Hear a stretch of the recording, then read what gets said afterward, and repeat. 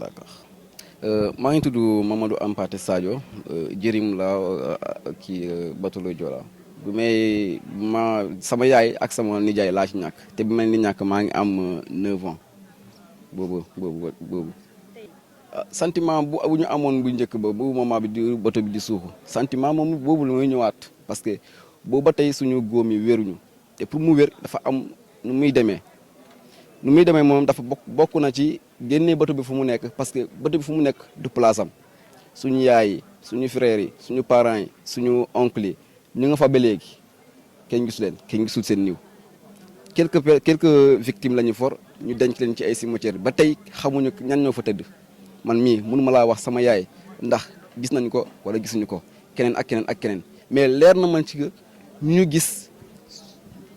néew nañu trop par rapport ak ñi des ci bateau bi donc damay jàpp ni que ñoom ñëpp ñu ngi ci bateau ba léegi kenn génnewu leen mémorial musée bi occasion la pour ñu génneel ñu suñu bateau génneel ñu fa nekk suñu parents seen yaay yi ñoo fa des xam naa ñu génneel leen ko am fuñ ko denc ci mémorial bi saa yu ñu fa ñëwee xam ni que ñun kat suñu parents yi fii lañ leen denc donte du ñëpp la mais dinañ xam ni que au moins que kenn desatul ci ndox mi ñëpp a ngi fii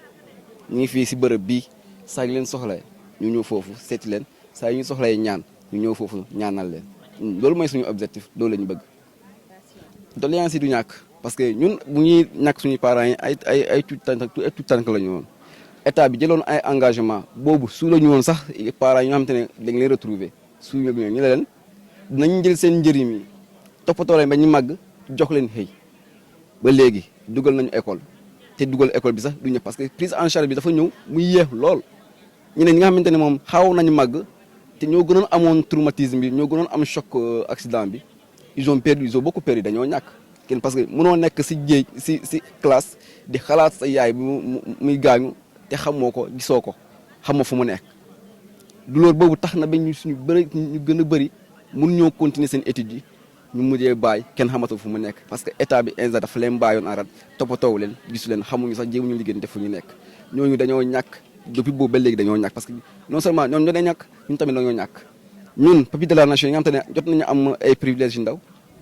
dem nañ ba am suñu diplôme ci gën a bëri am nañu seen bac ñu gën a tuuti am nañu seen BFEM moom ñëpp am nañu ko ñeneen ñi am nañu seen bac ñeneen ñi am nañu seen licence ñeneen ñi am nañu seen master mais ba léegi ñu ci gën a bëri tamit amuñu liggéey te état yaakaar naa ne boo jëlee ay ndaw nga dugal leen ci ay classe ne leen da ngeen di jàng boo leen màggee nañ leen jox ay xëy ngeen liggéey ngeen mënal seen bopp bu ñu demee ba ba toll ci âge yooyu noonu war nañ leen jël ubbil leen fenn fi nga xamante ne mën nañ fa liggéey gis ci seen bopp. honoré ñu ko mais mooy li may wax ni parce que dugal nañu école ñooñu ko promettre loolu nee nañ dañ leen dugal dañuy jël seen njëriñ yi dugal leen école former leen encadré leen ba ñu màgg bu ñu màggee bu ñu amee seen diplôme ñu jox leen ay liggéey mais ba léegi la plus grande majeure partie amuñu xëy amuñu dara mais pourtant ils sont diplômés ils sont qualifiés